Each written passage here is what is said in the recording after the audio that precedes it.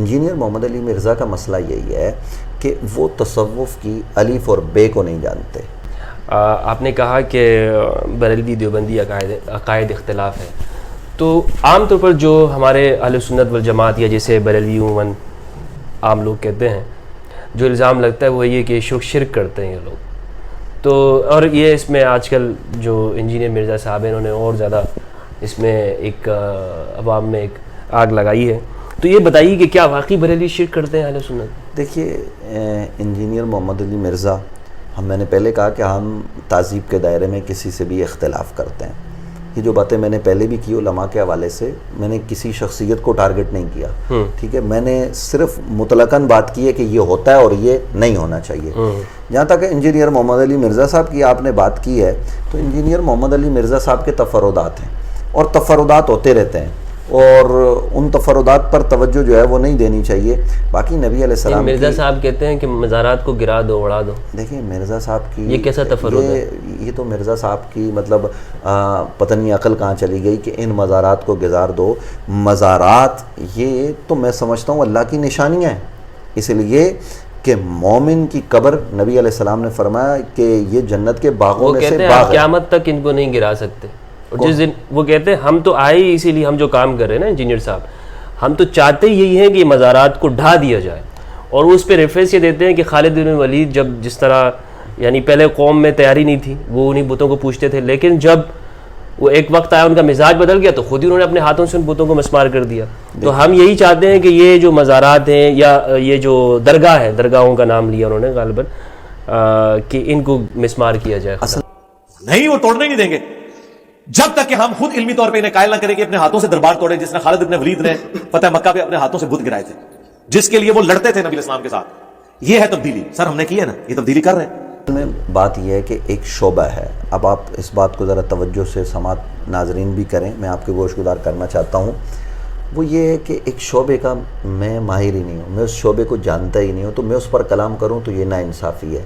Engineer محمد علی مرزا کا مسئلہ یہی ہے کہ وہ تصوف کی الف اور بے کو نہیں جانتے. اور میرا آج بھی میں کوئی مطلب میں انجینئر محمد علی مرزا صاحب کہہ کر بات کر رہا ہوں. انہوں نے گزشتہ کچھ عرصہ پہلے حضرت تاجدار گولڈا پیر مہر علی شاہ رحمۃ اللہ تعالیٰ علیہ کی ایک کتاب سے انہوں نے کوئی عبارت پڑھی، اور اس کا من گھڑت جو ہے نا وہ انہوں نے، حالانکہ پیر صاحب کسی کی بات کو کوٹ کر رہے ہیں، اور وہ پیر صاحب پر جو ہے وہ الزام، پھر وہ ہمارے دوست و احباب نے ان کو جواب دیا، پھر ان سے بات ہوئی. تو انجینئر محمد علی مرزا سے ہماری یہ گزارش رہے گی کہ آپ تصوف کو نہیں جانتے. جب آپ نہیں جانتے ان چیزوں کو، آپ ذرا اس لائن میں آئیے، آپ دیکھیے کہ حضرت محی الدین ابن عربی رحمۃ اللہ تعالیٰ علیہ وہ کیا کہتے ہیں اس باب میں. آپ ذرا دیکھیے گا کہ وہ اپنی دیگر کتب میں تصوف کے بنیادی علم کو، وہ اصطلاحات ہی انجینئر محمد علی مرزا کو نہیں پتہ ہوں گی، اور وہ کہیں گے کہ صحابہ کرام کے. دیکھیں نبی علیہ السلام نے صحابہ کرام علیہم الرضوان سے ان کے جو اندر صلاحیت تھی اس کے حساب سے کام لیا. حضرت حسان بن ثابت کو نبی علیہ السلام نے خالد کی جگہ نہیں دی، اور حضرت خالد بن ولید کو حسان بن ثابت والی جگہ نہیں دی. اسی طریقے سے آپ کو حضرت ابو ذر صحابہ کرام علیہم الرضوان میں بالکل عجیب چیز نظر آئیں گے آپ کو. نبی علیہ السلام نے فرمایا میری امت کا مسیح ہے. آپ اس بات کو جانتے ہیں بخوبی. تو نبی علیہ السلام کے وہ صحابی ہیں سیدنا حضرت ابو ذر غفاری، میں ان کی بات کر رہا ہوں.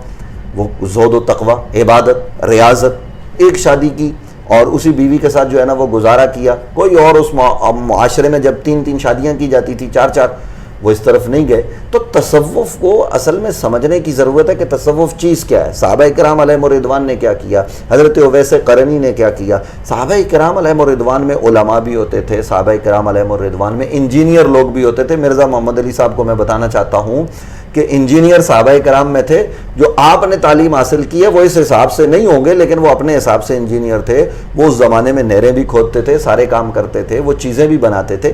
تو صحابہ کرام علیہم الرضوان میں اطباء تھے، سارے لوگ تھے. یہ نبی علیہ السلام کے غلام تھے.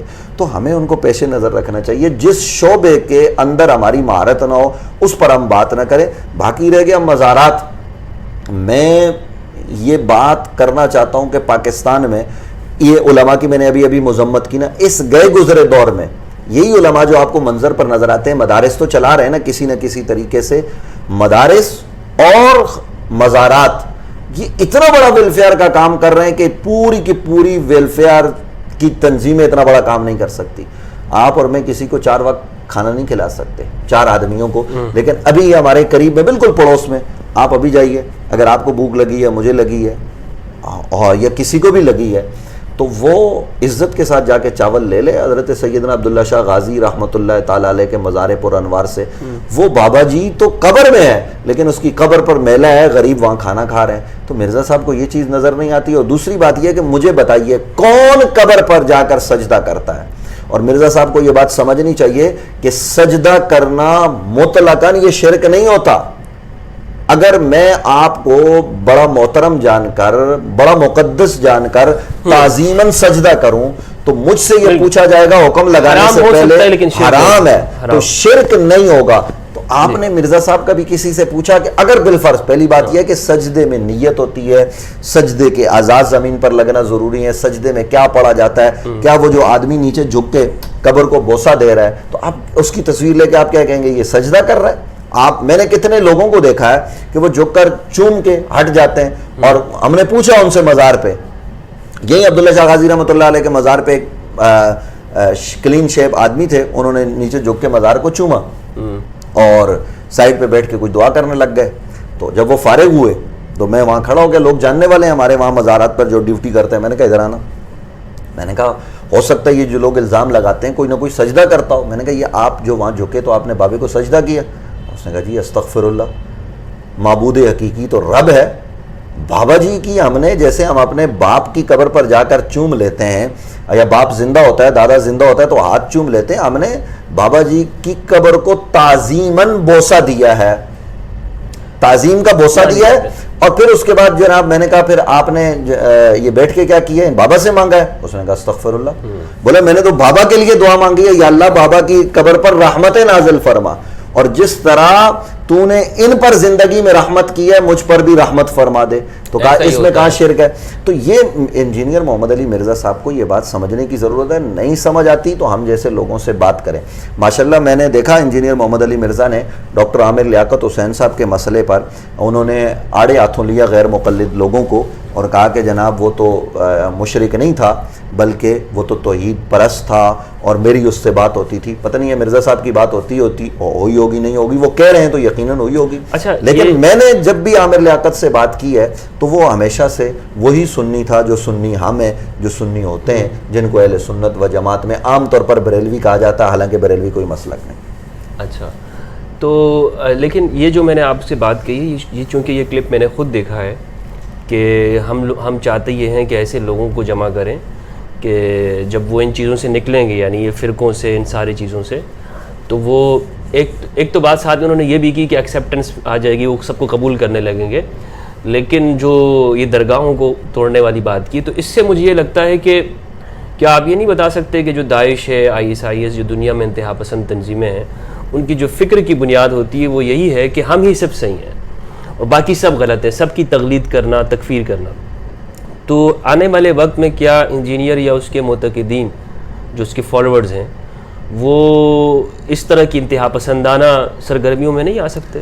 یہ جو آپ نے بات کی نا فالوورز کی, یا اس کو یوٹیوب پر جو لوگ دیکھتے ہیں یا سنتے ہیں, یا اس سے انجینئر محمد علی مرزا صاحب ذرا کہیں کسی بھی شہر میں اپنے لوگوں کو جمع کر کے دکھا دیں, 100 سے زیادہ جمع نہیں ہوں گے.